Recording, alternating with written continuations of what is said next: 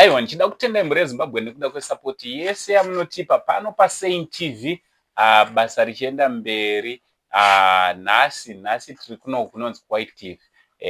Whitecliff kwatauya kuzoona mama vatinavo vatinoda kuti tinge tiri tinokurukura navo.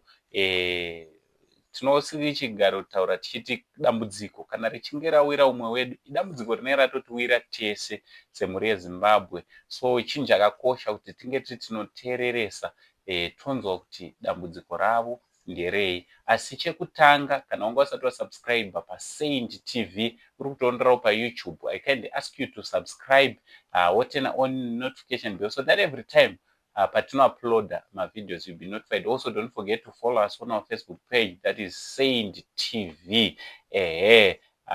Mama makadi zvenyu? Ndinofara. Ndakadii. Aiwa, tinosimba.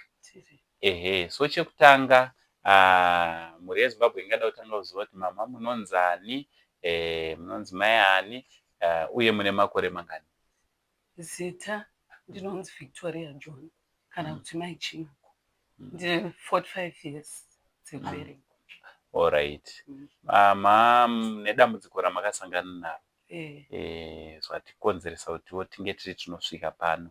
Mungada kutitsanangurawo kuti dambudziko ramakasangana naro idambudziko rei, uye pari zvino zvakamira sei? Ndakaita accident musi wa31 December 2023. Ndakaita kudonha mumota ichifamba, dhoyo rakavhurika ndikasara muroti. Saka ndakazokuwara spine. Saka dambudziko rangu hapana basa ratinogona kuita. Maoko angu haana simba, handikwanisi kana kusvigezesa. Kufamba ndakukwanisa hangu kusimuka, asi hapana kure kwandokwanisa kusvika. Saka ndo dambudziko randinaro. Dambudziko hombe randinaro ndiri kushaya mari yekurapwa. Ndine ma-X-ray nemascan andakamboitwa, asi mascan ari kuramba achidiwa nekuti spine yangu pakanzi pane mabhonzo akabata tsinga. Mamwe acho handisi kuziva kuti akatsemuka here kana kuti. Saka kuriwa inonzi MRI scan kuti madoctors apfuurire mberi nekundirapa. Ndo dambudziko randinaro. Alright, so MRI scan iyi pamakapedza kunzwa nezvayo yainzi iri kuda mari? Pandakapedzera kuparenyatwa yaisvika kuma600. Saka zvino handisi kuziva kuti yakuta mari. Alright, ko kuma-private? Kuma-private 975. Alright. Ndine quotation. Alright, yacho, it's okay. It's okay. Alright, imimi manga muchimborarama sei kumashure uko? Ini ndanchisona uye ndanchita zvekutengesa mumatakshop. Alright. Saka zvinezvi hapana chinhu chandichagona kuti ndiite. Kusona maoko angu haana simba. Plus ndikabata kana ndikada kuti ndiedze kana kuita basa hazvichatondiitisi zvakanaka. Hapana chinhu chandiri kukwanisa kuita. Handikwanisi kana kusuka, handikwanisi kana kuzvibikira, zvekuti nguva zhinji kana nditori ndega ndotomirira vasipo kuti vadzoke vandipewo chikafu. Alright. Saka baba vari kuiteiwo mazana? Baba havana chavari kuita izvi. Hapana chavari kuita. Nekuda kwedambudziko? Nekuda kwedambudziko. Sakurawo ndo vakutokureretera? Ndo vakundichengeta. Vava vachimboita zvekutengesa, vari kwamatyisa. But nekuti inini panapa hapana munhu anokwanisa kundichengeta. Handikwanisi kubata chese kana kugeza. Saka ndotoda munhu anenge aripo nguva dzese. Saka zvakavamanikidza kubva kwavaishanda kudzoka kuno. Kuti vazova kuti vazondibatsira. Kozoti panapa ndakabata mapepa echikwereti chemwana wekuchikoro. Musikana ari fomani? Ari form 3. Alright. Ari kudzidza kupi? Anzi Queen Elizabeth. Alright. Alright. Saka pana pari kunzi maarias aripo, pane chikwereti che260.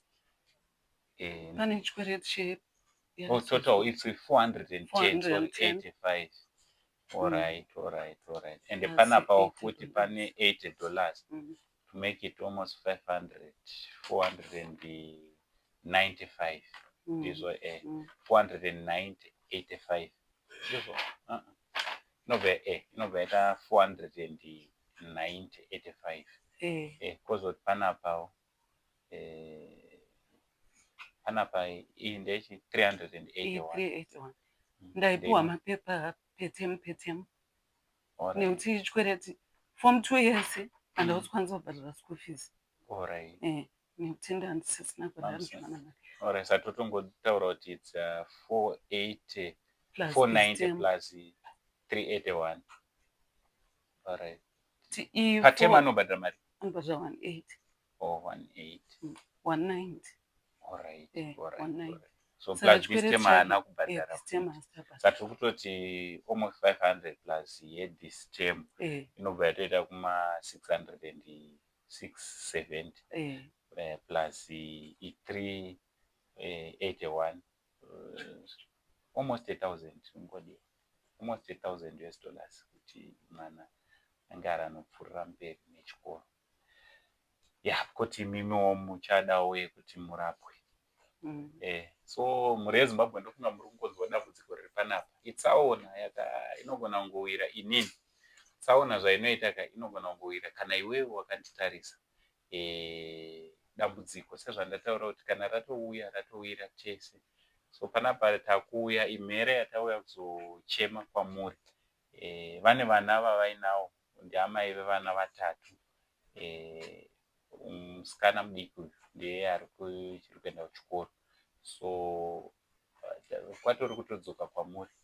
kwatori kutodzoka kuzochema kwamuri kune vanokwanisa kuti tinge tiri tinobatsirana nemhuri iyi tave kuchema kwamuri kuti ngatinge tiri tinobatsirana navo phone number dzenyu 0772 693 365 so phone number dzavo ndo dzataisa pascreen idzo ndodzeiko cash futandi ndidzodzo so ndodzeiko cash zita ravo ndo rizere ndo riripapo zvataisa madetails ataisa pascreen ipapo kune vanenge vachida kusvika panzvimbo vanotaiwa toda kunoona panzvimbo makasununguka kuuya kunoko Whitecliff chamunoita zvakare munokwanisa kutibata panhamba dziri pascreen kune vanenge vane zvavada kusvitsa but vari kufila kuti magroceries dzingava nhumbi chingava chii but vari kufila kuti zvona vanogona kukundikana kuuya munogona kutibata zvakare isusu chatinoita tinozoita vhidhiyo rekusvitsa semazuva ese zvinhu zvamunenge matibatisa isusu